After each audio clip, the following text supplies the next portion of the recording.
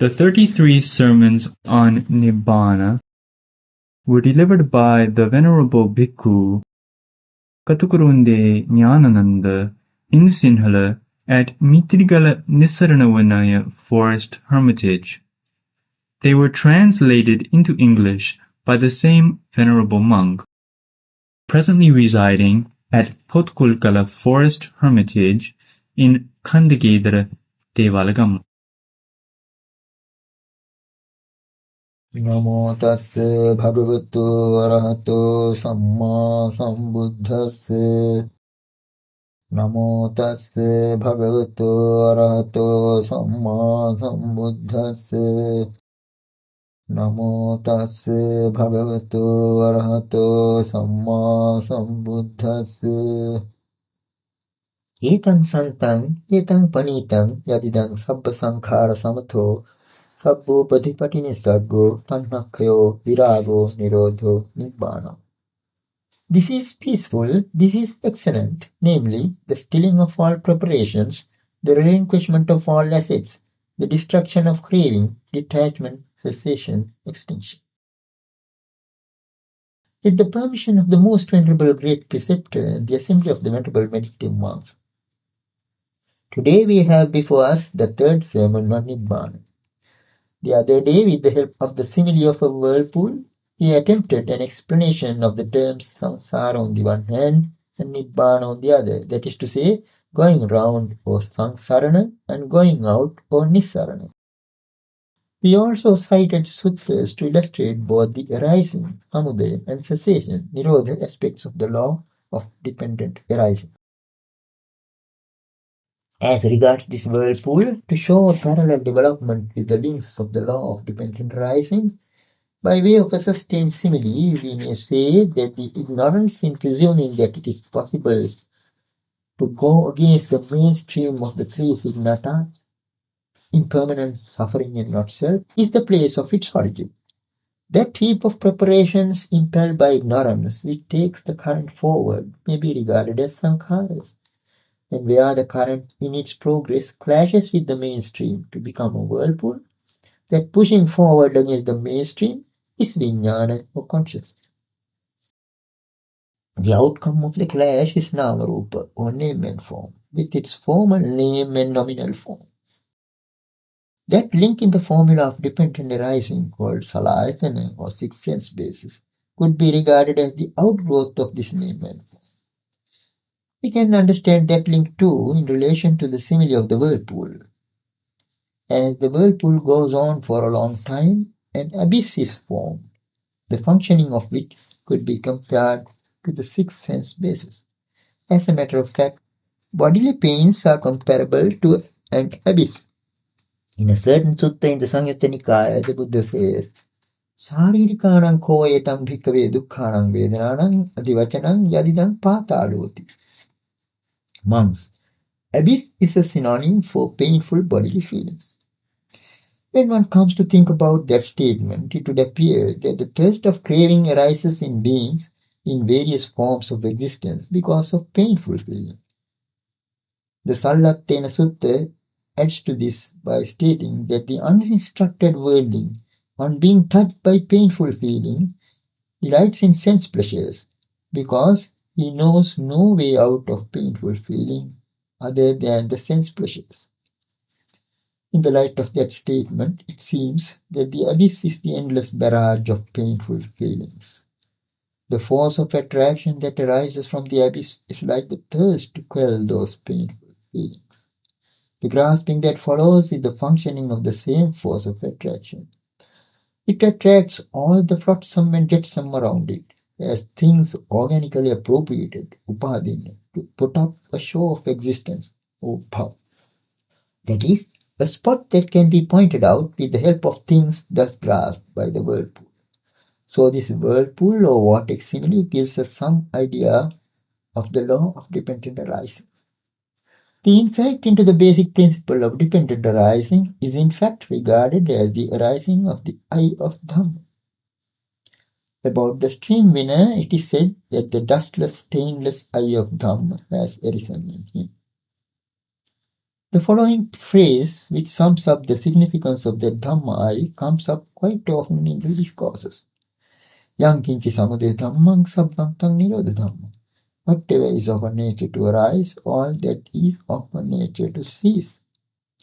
Sometimes it is briefly alluded to with the couple of terms samudaya and nirodha, as samudayo, samudayo, and nirodho, nirodho. It is as if the experience of that insight has found expression as an exclamation. Arising, arising, ceasing, ceasing. The above phrase only connects up the two aspects of that experience. It seems then that what is called the Dhamma is the ability to see the Nibbānic solution in the very vortex of the samsaric problem.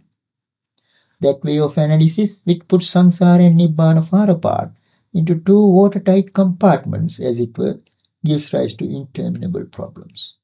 But here we see that just as much as one could realize Nibbāna by discovering the cause of suffering and following the path to its cessation, which in effect is the understanding of the Four Noble Truths, one could also put an end to this vortex by understanding its cause and applying the correct means for its cessation. In the previous sermon, we happened to quote some canonical verses which declared that the vortex does not exist for an arahant. Now, as regards the condition after the cessation of the vortex, if someone asks where the vortex or the whirlpool has gone, what sort of answer can we give? It is the same difficulty that comes up in answering the question, where has the fire gone when it has gone out?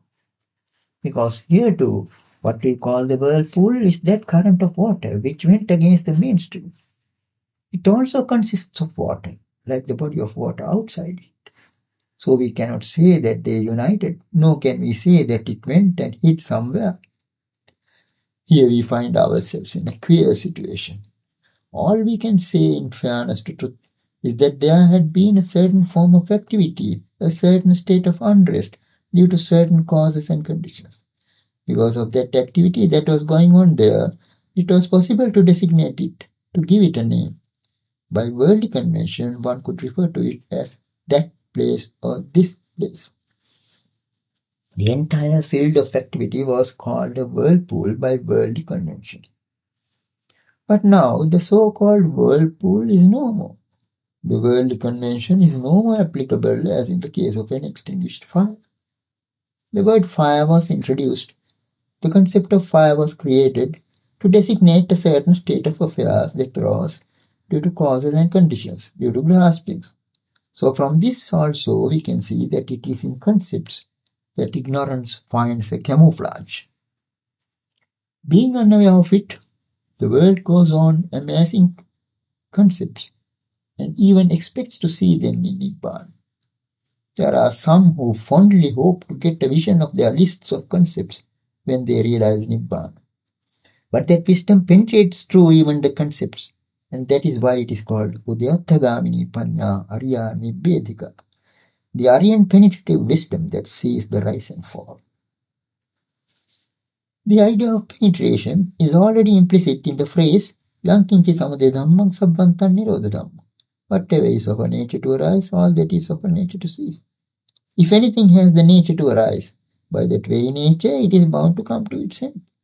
And that is why the wandering ascetic Upatissa, who was to become Venerable Sariputta later, attained the fruit of a stream winner even on hearing the first two lines of the verse uttered by Venerable Assaji. Ye dhamma hetu prabhava tesang hetum tathagato aha. Of things that arise from a cause, their cause the Tathagata has told. When a wise man hears that something has arisen due to causes and conditions, he immediately understands that it could be made to cease by the removal of those conditions, even without further explanation. It is the dustless, stainless, dumb eye that enables one to see the Nibbānic solution in the very structure of the samsaric problem. In our quotation from the Ñāṇananda Sutta, it was said that all pathways for verbal expression, terminology, and designation exist so long as the vortex of samsara is kept going. The implication, therefore, is that they have no existence beyond it. This is the significance of the word ettavata, in so far only. Tavata jayethava jiyethava miyethava chavetava upajyethava.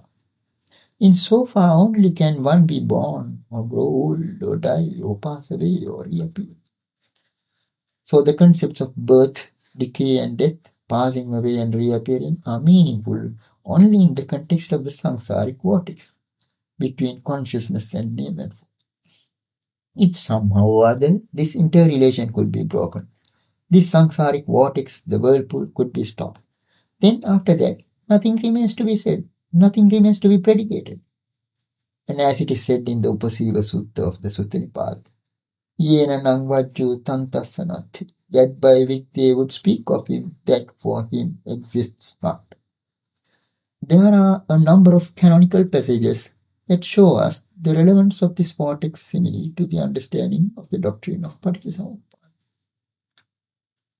In the Mahapadana Sutta of the Digha Nikaya, we find a lengthy description of the manner in which the Bodhisattva Vipassī got an insight into Paticcasamuppada. We are told that his mode of approach was one of radical reflection, or yoniso manasikara, literally attention by way of the matrix. One might as well say that it is an attention by way of the vortex.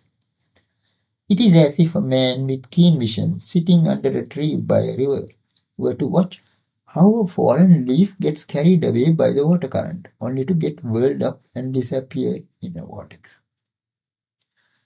It is clearly stated in the case of Vipassī Bodhisattva that his understanding through wisdom came as a result of radical reflection, yoniso manasikara. Yoniso manasikara ahupanyaya abhisamya.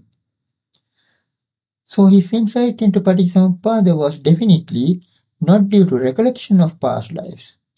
Yoni means the matrix or the place of origin.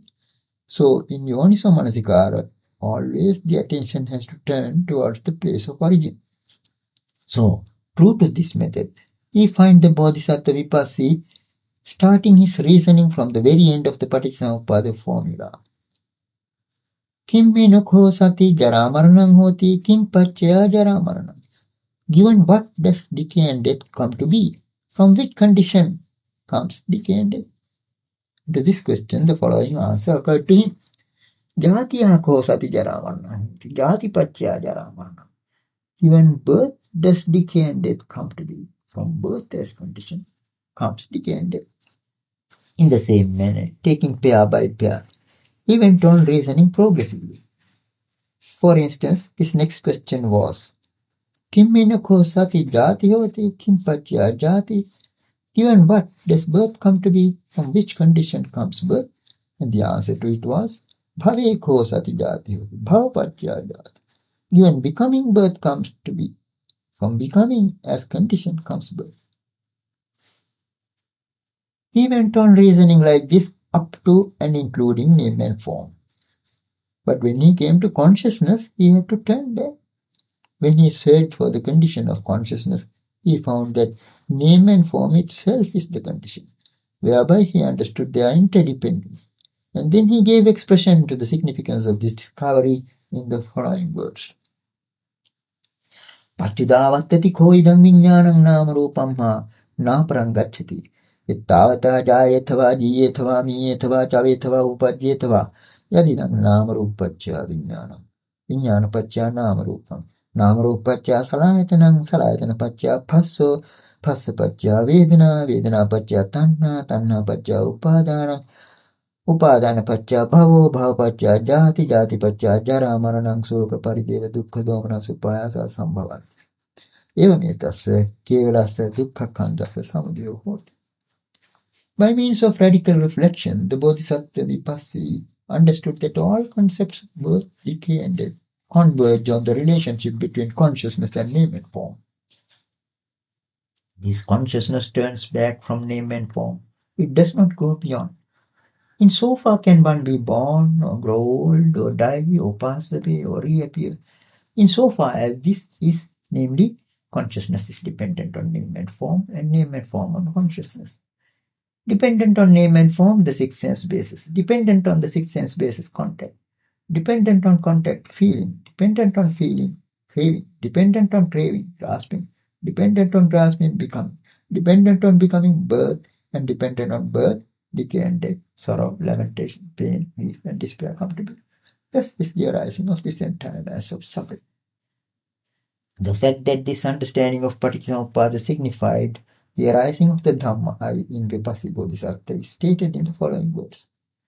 Samudayo samudayoti ko bhikkave vipassisa bodhisattvassa pubbe ananusutesu dhammesu chakkhumudapadi, ñāṇamudapadi, paññāudapadi, vijjāudapadi, ālokudapadi. Arising, thus, O monks, in regard to things unheard of before, there arose in the Bodhisattva Vipassī, the eye, the knowledge, the wisdom, the science, the light. In the same way, it is said that the Bodhisattva clarified for himself the cessation aspect through radical reflection. Kimmino ko asati jaramaranam nahoti, chissa nirodha jaramaranam nirodha. In the absence of what will decay and death not be? In the cessation of what is the cessation of decay and death? And as the answer to it, the following thought occurred to him. Jatiya ko asati jaramaranam nahoti, jati nirodha jaramaran nirodha. In the absence of birth, there is no decay and death. With the cessation of birth is the cessation of decay and death. Likewise, he went on reflecting progressively until he reached the link between name and form and consciousness, and then it occurred to him.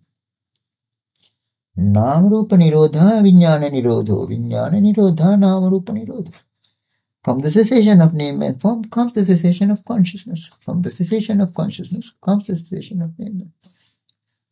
Once this vital link is broken, that is, when consciousness ceases with the cessation of name and form, and name and form ceases with the cessation of consciousness, then all the other links following name and form, such as the six sense bases, contact and feeling, come to cease immediately.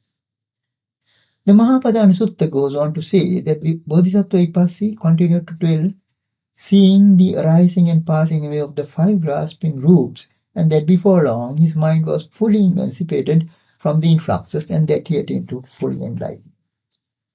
It is also said in the Sutta in this connection that the Bodhisattva followed this mode of reflection because he understood that it is the way of insight leading to awakening. Adhigato ko myāyam vipassana maggo bodhāya. I have found this path of insight to awakening, to enlightenment. And as we saw above, the most important point, the pivotal point in this path of insight is the relationship between name and form and consciousness. The commentary raises the question why the Bodhisattva Vipassī makes no mention of the first two links, avidya and sankhara, and gives the explanation that he could not see them as they belong to the past. But this is not the reason. The very ignorance regarding the relationship between name and form and consciousness is avidya. And what accounts for the continuity of the relationship is sankhara.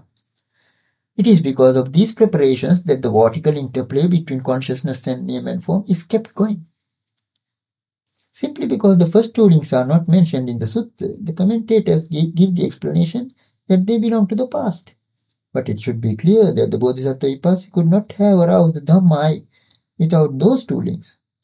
Why they are not specially mentioned here is because they are in the background. It is true that there is a mode of exposition in which avidya or ignorance takes precedence. But what we have here is a different mode of exposition, according to which one has to stop short at the interrelation between consciousness and name and form. As to the cause of this mutual relationship, you have to go back to the vortex simile. Usually, the progress of a current of water is visible at some distance away from the vortex. In this case, the current of water forgets its own impermanent, suffering and not self-nature and goes ahead in search of a permanent, pleasurable and self-nature. And this itself is avidya or ignorance.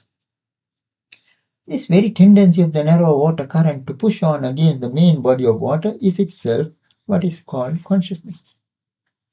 Similarly, in the context of the samsaric individual, what forms the background for the interplay between consciousness and name and form is the non-understanding that the net result of the interplay is suffering, that it only leads to suffering. In other words, it is the tendency to go ahead in search of a state of permanence pleasure and self, ignoring the three characteristics of impermanence, suffering, and not self. The heap of preparations or efforts arising out of that tendency are the sankharas. It is on these very preparations or efforts that consciousness depends. And then we have name and form existing in relation to it. On the side of name and form, or beyond it, we have all the other links of the Paticcasamuppada. So in this way, we can form a mental picture of the formula of Paticcasamuppada by some sort of a pictorial explanation. It seems then that this discourse is further proof of the statements found in the Ñāṇananda Sutta. There is yet another discourse, one preached by Venerable Sariputta, which supports our conclusions. It is found in the Nidāna Samyutta of the Samyutta Nikāya. There, Venerable Sariputta brings out a simile that is even simpler than the vortex simile. He compares consciousness and name and form to two bundles of reeds. When two bundles of reeds stand, one supporting the other, if one of those is drawn out, the other would fall down. And if the latter is drawn out, the former will fall down. Ekang akadheya eka papatiya aparanchi akadheya parapapati. The mutual interrelation between consciousness and name and form is like that of two bundles of reeds, mutually supporting each other. Having given this simile, Venerable Sariputta goes on to mention the other links of the Paticcasamuppada form. As in the case of the Bodhisattva Vipassis insight, it runs. Dependent on name and form, the six sense bases. Dependent on the six sense bases, contact. Dependent on contact, feelings, and so on. And then the cessation aspect of these links is also given. By way of illustration, let us suppose that the consciousness bundle of reeds is standing on the left side, and the name and form bundle is on the right. Then we have a number of other bundles, such as the six sense bases, contact and feeling, all leaning onto the name and form bundle of reeds. These are all dependent on the name and form bundle. Now, as soon as the consciousness bundle is drawn out, all the others on the right side fall down immediately. There is no interval. True to the qualities of the Dhamma, summed up in the terms Sanditthika, Akalika, and Ehipassika, that is, to be seen here and now, not involving time and inviting to come and see, the entire mass of samsaric suffering ceases immediately. So, this discourse is further proof of the fact that we have here quite a different state of affairs than what is commonly believed to be the significance of the Paticcasamuppada form. That is why we have pointed out that the concepts of birth, decay, and death are of the nature of fading away.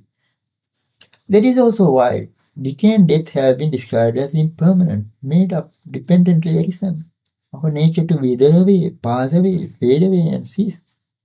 Anityang sankhatang paticcasamuppannang kaya dhammang vaya dhammang virāga dhammang nirodha dhammang. When one comes to think of it, one may find it difficult to understand why decay and death are called impermanent and withering or decaying. But the reason is that all concepts, insofar as they are leaning on to the name and form bundle, have to fall down when the opposite bundle of reeds is drawn out.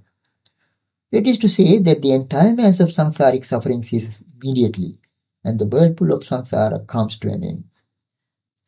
This then seems to be the most plausible conclusion, according to the interpretation we have adopted. In the Mahātipada Sutta of the Majjhima Nikāya, Venerable Sariputta brings out as a quotation a certain statement of the Buddha on Paticcasamuppada. It runs, Yo paticcasamuppadang passati so dhammang passati. Yo dhammang passati so paticcasamuppadang passati. He who sees the law of dependent arising sees the Dhamma. He who sees the Dhamma sees the law of dependent arising. This shows that the quintessence of the Dhamma is in fact the law of dependent arising itself. Now there are these six qualities of the Dhamma summed up in the well-known formula which every Buddhist believes in. This Dhamma is well preached, swakhato. It can be seen here and now, sanditthiko. That is, one can see it by oneself, here in this very world. It is timeless, akaliko. It invites one to come and see, ehipassiko. It leads one on, upanaiko. Can be realized by the wise, each one by himself, pacchattam vehitabbo vinyo. Though we all have faith in these qualities of the Dhamma, let us see whether the traditionally accepted interpretation of Paticcasamuppada is faithful to these qualities, particularly the two qualities Sanditthiko and Nakaliko.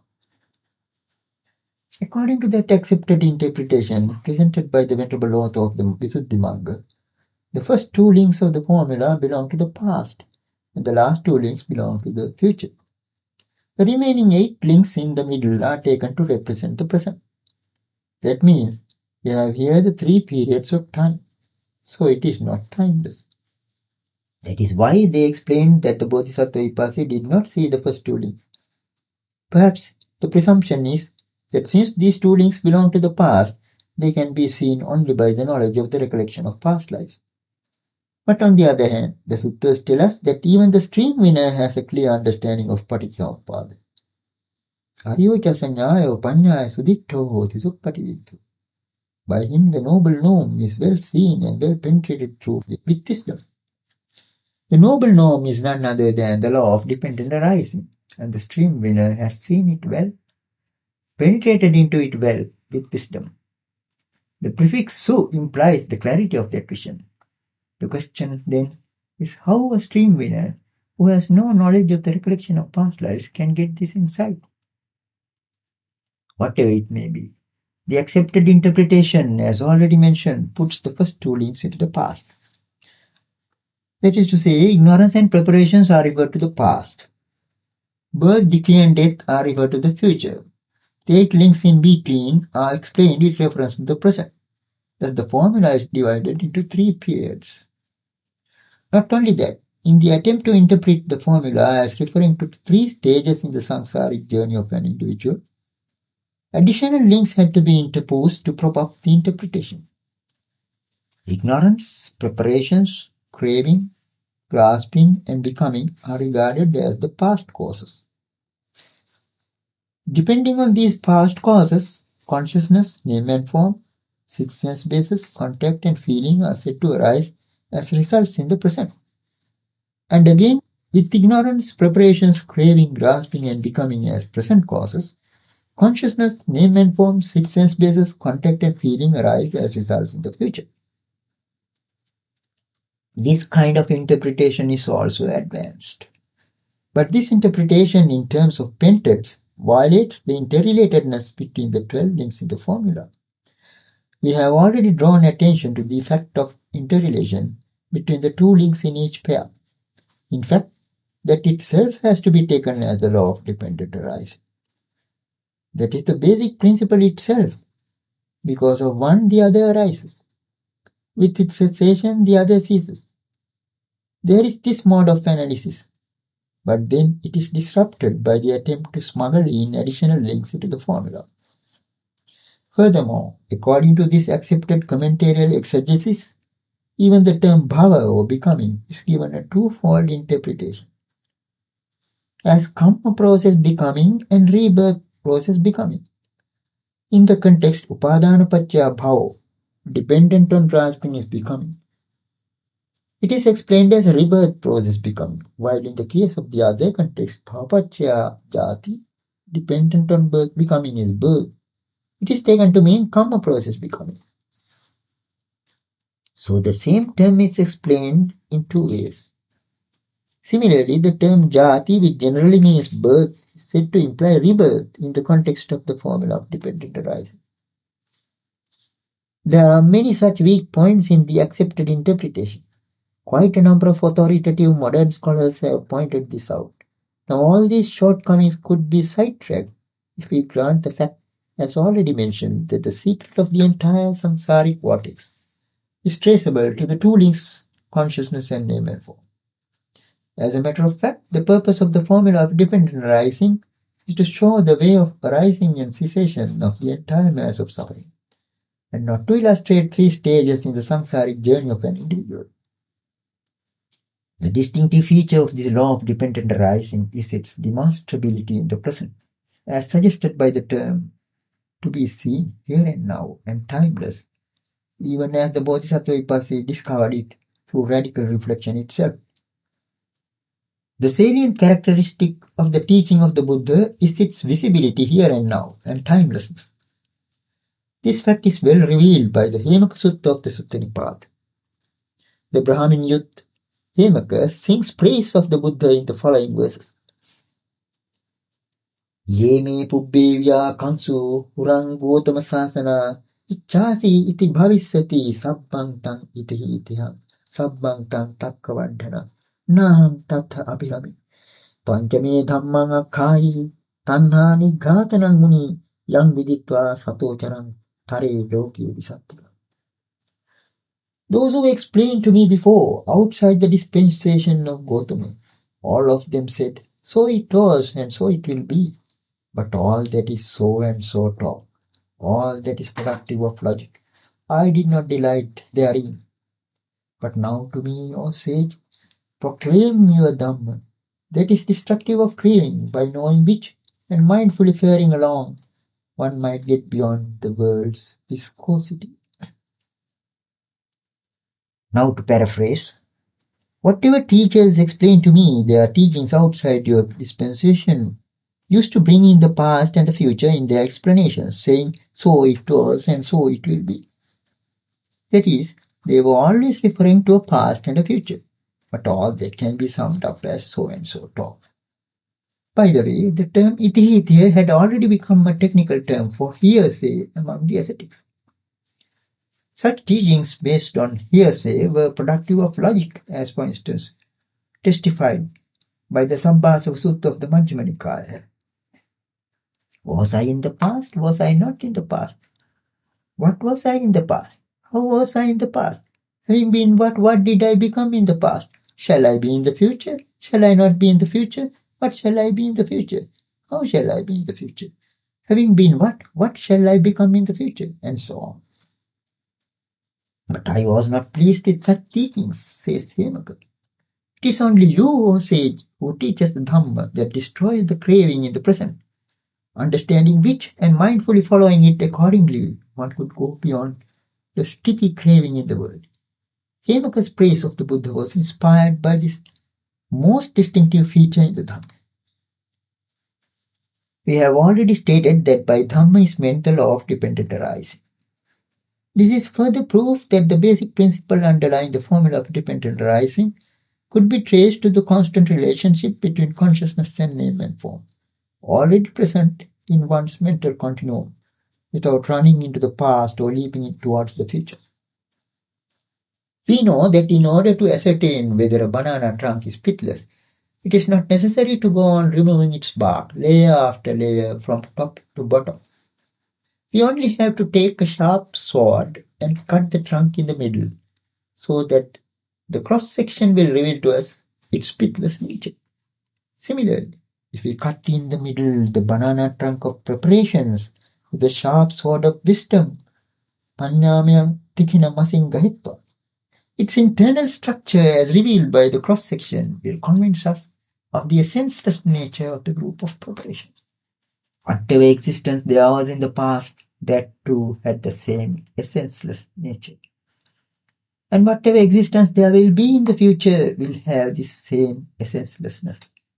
And I see it now in my own mental continuum as something visible here and now, not involving time.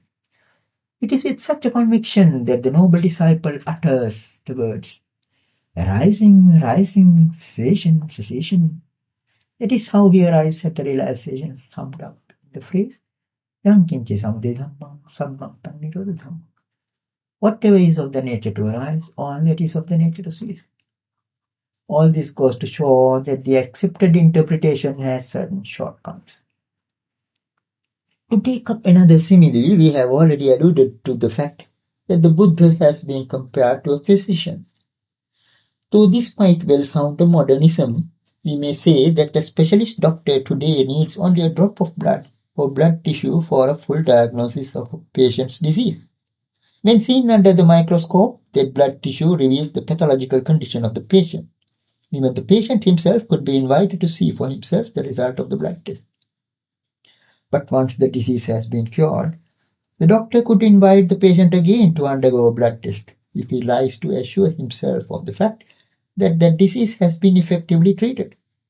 The Buddha's teaching has a similar here and now and timeless quality.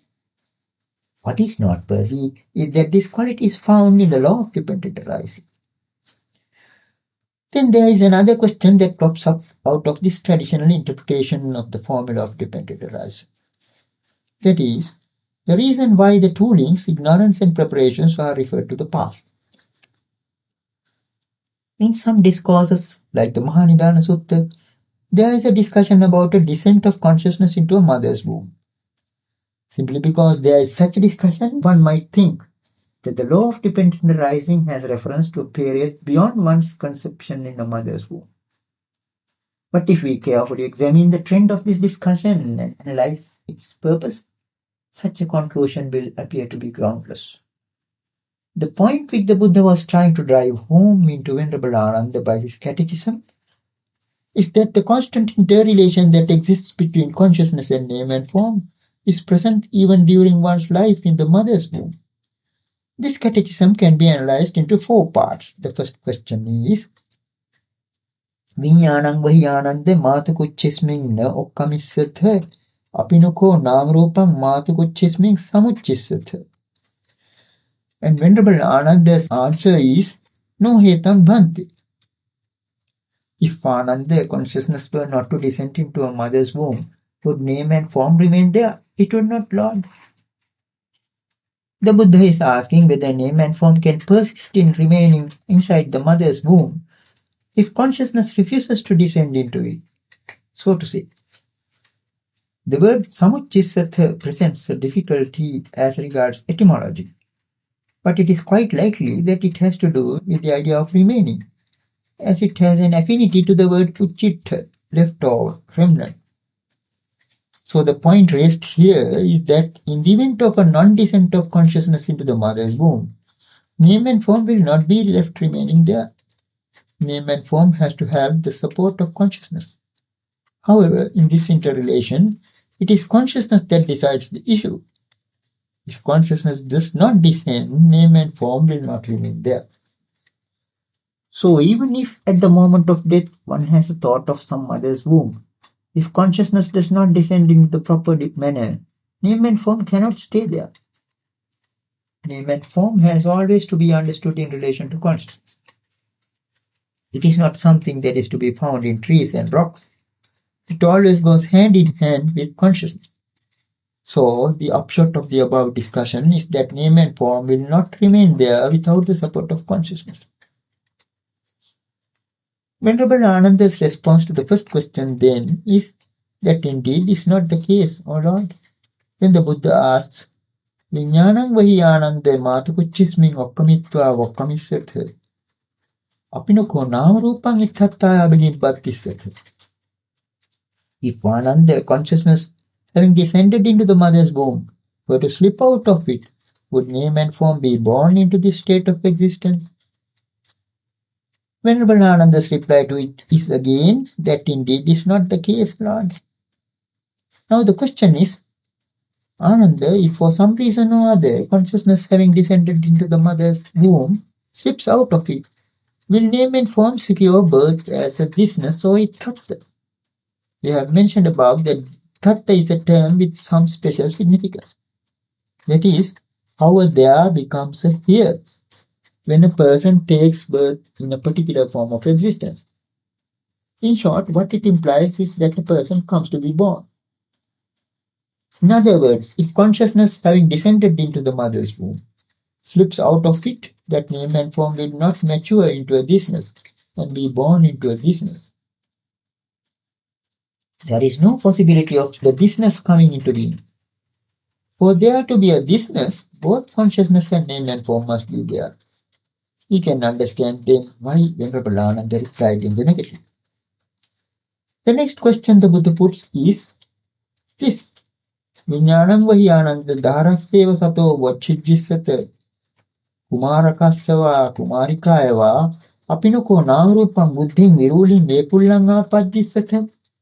If Ananda, the consciousness of a boy or girl were cut off when he or she is still young, will name and form come to growth and maturity?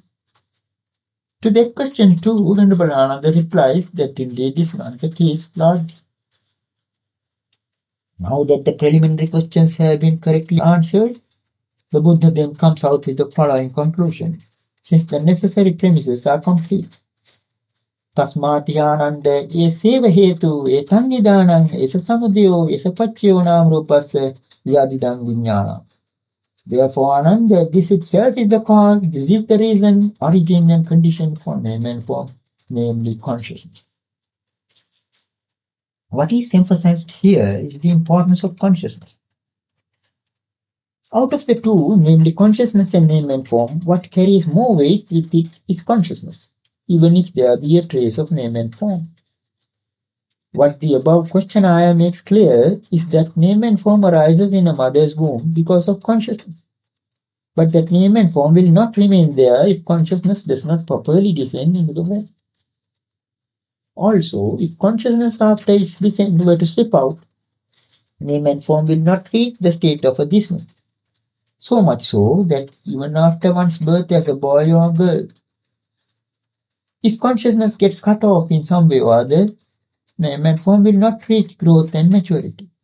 So from all this, it is clear that consciousness is an essential condition for there to be name and form. Then the Buddha introduces the fourth state. Viññānaṁ vahiyānanda nāmarūpe patiṭṭhaṁ na labhissatte. Apinoko āyatin jāti jarā maraṇaṁ dukkha samudaya sambhavo paññāyate. If Ananda, consciousness were not to find a footing or get established in name and form, would there be an arising or origin of birth, decay, death, and suffering in the future?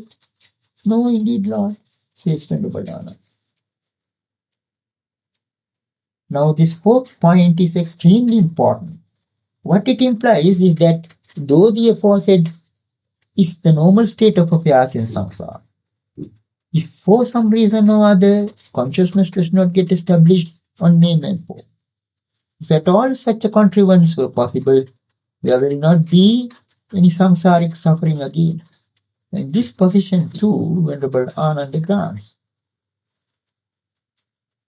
So from this discussion too, it is obvious that simply because there is a reference to a mother's womb in it, we cannot conclude that ignorance and preparations are past causes. It only highlights the mutual relationship between consciousness and name and form. Now the question that comes up next is, how does consciousness not get established on name and form? In what respects does it not get established and how? The consciousness of a samsaric individual is always an established consciousness. It is in the nature of this consciousness to find a footing on name and form. These two go together. That is why in the Sampasadaniya Sutta of the Digha Nikaya, it is mentioned in the discussion on the attainments to vision, Dassana Samapatti, that a person with such an attainment sees a man's stream of consciousness that is not cut off on either side, established in this world and in the next. Purisasya viññāna sotam pajānāti ubhayato abbacchinnāṁ idaloke patithitāṁ ca paraloke patithitāṁ.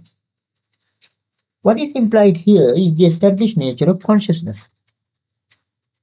The consciousness of a samsaric individual is established both in this world and in the next. Another attainment of vision mentioned in the sutta concerns the seeing of a man's stream of consciousness, not cut off on either side, and not established in this world or in the next. And that is a reference to the consciousness of an arahant. So an arahant's consciousness is an unestablished consciousness, whereas the consciousness of the samsaric individual is an established consciousness. That is precisely why in the Sagatha Bhagavata Samyutta Nikaya and in the Sārattha-pakāsani, where the episode of Venerable Bodhika's suicide is mentioned, it is said that though he cut his own neck intending to commit suicide, He was able to attain Parinibbāna as an arahant by radically attending to the deadly pain. But Mara took him to be an ordinary person and hovered around in search of his consciousness in vain. The Buddha, on the other hand, declared that Venerable Bodhika passed away with an unestablished consciousness. Patitthitāna ca bhikkave Ñāṇena Bodhika kulaputto parinibbito. O monks, the clansman Bodhika passed away with an unestablished consciousness. The consciousness of an ordinary samsaric individual is always established. The above-mentioned relationship is always there. Because of this, we can say that there is always a knot in the consciousness of the samsaric individual. For him, this world and the next world are tied together in a knot. In this case, what is needed is only the untying of the knot. There is no need of a fresh tying up, as the knot is already there. But the term Patisanti Vijñāna, or rebirth linking consciousness, is now so widely used that we cannot help making use of it, even in relating a Jataka story. The idea is that after the death consciousness, there occurs a rebirth linking consciousness. However, some scholars even raise the question why a term considered so important is not to be found in the discourses.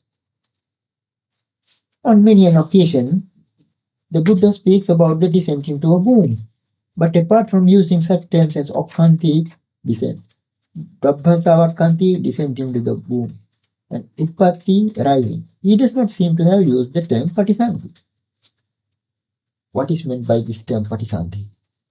It seems to imply a tying up of true existence. After death, there is a relinking. We have mentioned above, and in connection with the simile of the bundles of reeds, that when the consciousness bundle of reeds is drawn, the name and form bundle of reeds falls. And when the name and form bundle of reeds is drawn, the consciousness bundle of reeds falls. And that there is a relationship of mutuality condition between them. The question then is why a tying up is brought in while granting the relationship by mutuality condition. Because going by the same simile, it would be tantamount to saying that rebirth linking consciousness straightens up when death consciousness falls, as if when one bundle of reeds is drawn, the other straightens up. This contradicts the nature of mutuality condition. There is no timelessness here. Therefore, Patisanti is a term that needs critical scrutiny. The mental continuum of a samsaric being is always knotted with a tangle within and a tangle without. And it is already implicit in the relationship between consciousness and name and form. What happens at the time moment is usually posed as a deep problem.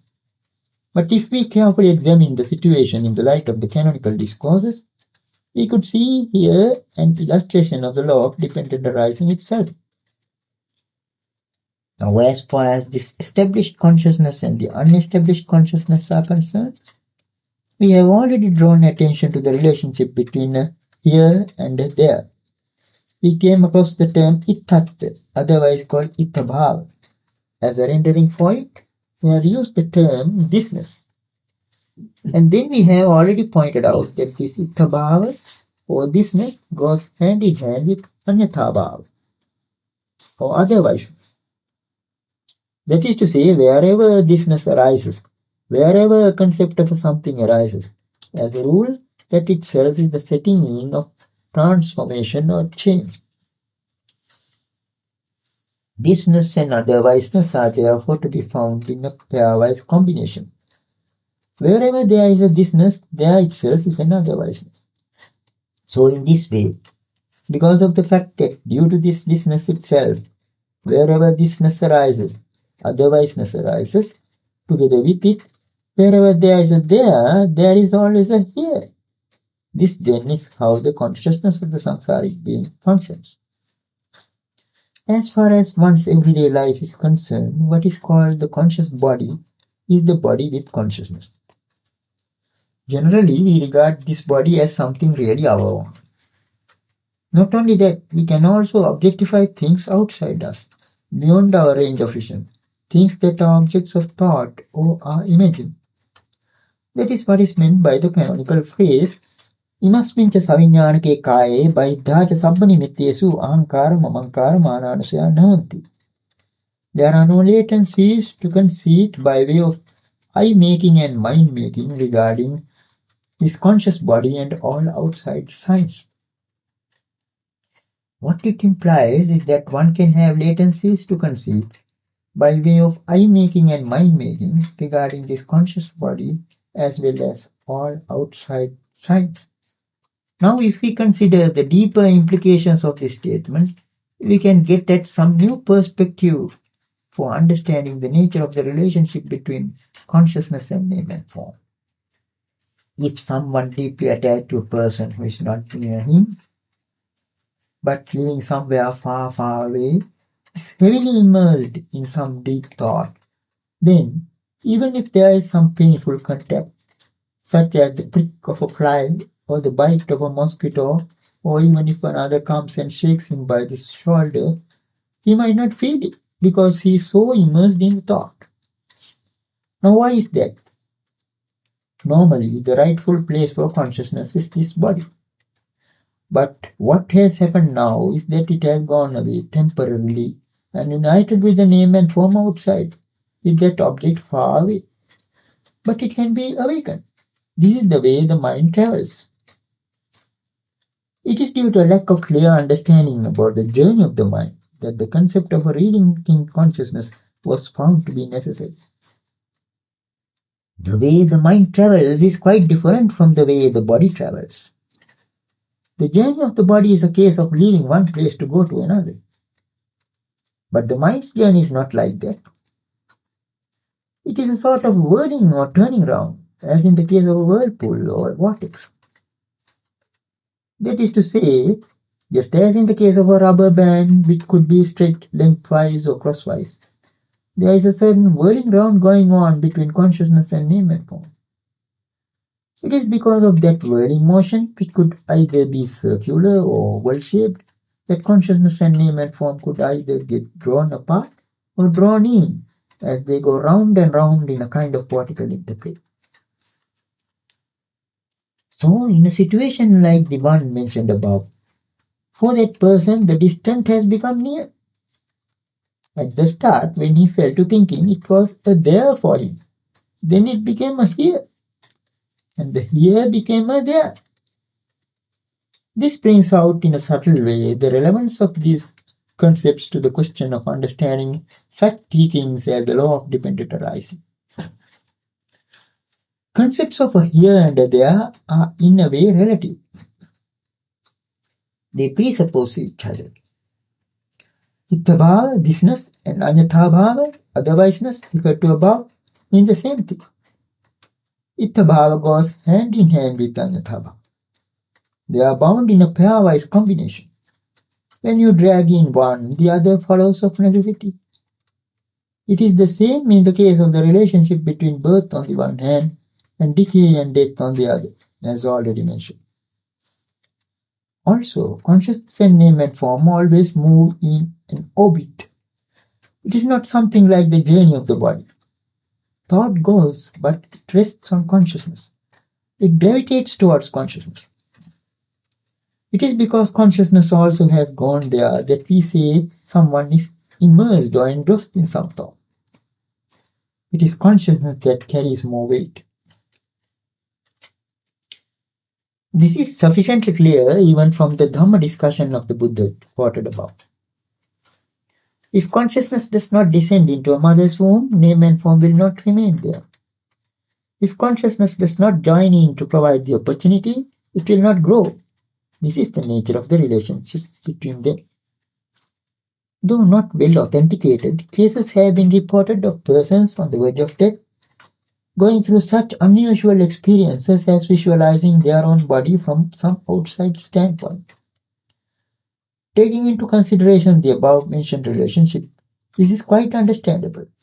That external standpoint might not be a place which has the ability to sustain that consciousness, or which is capable of creating a new body out of the four primary elements. All the same, it temporarily escapes and goes there and is now wavering to decide whether or not to come back to the body, as it were. It is on such occasions that one visualizes one's own body from outside. So here we have the norm of the mind's behavior. Seen in this way, there is no need for a fresh tying up or relinking, because it is the same vortex that is going on all the time. In the context of this samsaric vortex, the there becomes a here, and the here becomes a there. The distant becomes a near, and the near becomes a distant. It is owing to this state of affairs that the consciousness of the samsaric individual is said to be always established. There is a certain fleet character about it. Whenever consciousness leaves this body for good, it goes and rests on the name and form object which it had already taken out. In other words, this is why the Buddha did not find it necessary to coin a new term to express the idea of conception in some mother's womb. Consciousness has as its object name and form. It is precisely because of consciousness that one can speak of it as a name and form. It is like the shadow that falls on consciousness. Name and form is like an image. Now in taking a photograph, there is a similar turn of events. Even if one does not pose for the photograph with so much makeup, even if one turns one's back to the camera, at least the shade of his shape will be photographed as an image, if not his form. Similarly, in the case of the samsaric individual, even if he does not entertain an intention or thought construct, if he has at least the latency unsaid, that is enough for him to be reborn in some form of existence or other. That is why the Buddha has breathed such an important discourse as the Cetana Sutta of the Nibbāna Samyutta in the Samyutta Nikāya. It runs, Yancha bhikkhave ceteti, yancha pakappeti, yancha anuseti, arammanam etam hoti viññānasya tthitiya. Arammane sati patiṭṭhā viññānasya hoti. Tasmin patiṭṭhite viññāne virulhe nāmarupa savakkanti hoti. Nāmarupa paccaya salayatanam, salayatana paccaya phasso, phassa paccaya vedana, vedana paccaya tanha, tanha paccaya upadānam, upadāna paccaya bhavo, bhava paccaya jāti, jāti paccaya jarāmaranam, soka parideva dukkha domana supāyasa sambhavanti. Evametasya kevalasya dukkha khandasya samudaya hoti. Monks, whatever one intends, whatever one mentally constructs, whatever lies latent, that becomes an object for the stationing of consciousness. There being an object, there comes to be an establishment of consciousness. When that consciousness is established and drawn, there is the descent of name and form. Dependent on name and form, the six sense bases come to be. Dependent on the six sense bases arises contact, and dependent on contact arises feeling. Dependent on feeling, craving. Dependent on craving, grasping. Dependent on grasping, becoming. Dependent on becoming, birth.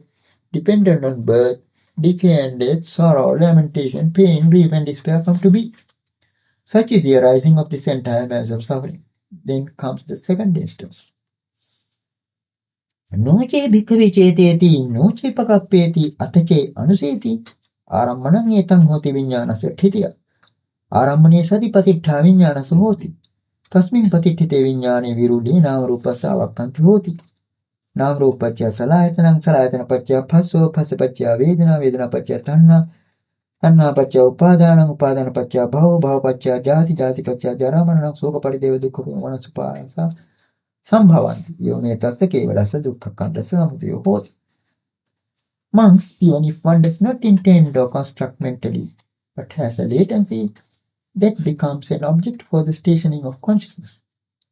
There being an object, there comes to be the establishment of consciousness. When that consciousness is established and drawn, there is the descent of name and form. Dependent on name and form, the six sense bases come to be. Dependent on the six sense bases arises contact. Dependent on contact, feeling. Dependent on feeling, craving. Dependent on craving, grasping. Dependent on grasping, becoming. Dependent on becoming, birth. Dependent on birth, decay and death, sorrow, lamentation, pain, grief and despair come to be. Such is the arising of this entire mass of suffering. The significance of this second paragraph is that it speaks of a person who, at the time of death, has no intentions or thought constructs as such, but he has the latency. This itself is sufficient as an object for the stationing of consciousness. It is as if he has turned his back to the camera, but got photographed all the same, due to his very presence there. Now comes the third instance. Yatocha ko bhikkhave nocheva chedeti nocha pakappeti nocha anuseti आरम्भणं एतं न होति विज्ञानस्य आरम्भणे असति पतिष्ठा विज्ञानस्य न होति तदपतिष्ठिते विज्ञाने अविरूढे नामरूपसावक्खन्ति न होति नामरूपनिरोधः सलायतनिरोधो सलायतनिरोधः फसनिरोधो फसनिरोधः वेदनानिरोधो वेदनानिरोधः तण्हानिरोधो तण्हानिरोधः उपादाननिरोधो उपादाननिरोधः भवनिरोधो भवनिरोधः जातिनिरोधो जातिनिरोधः जरा मरणं शोक परिदेव दुःख दोमनसुपायासा निरुद्धन्ति एवमेतस्य केवलस्य दुःखखण्डस्य निरोधो भवति.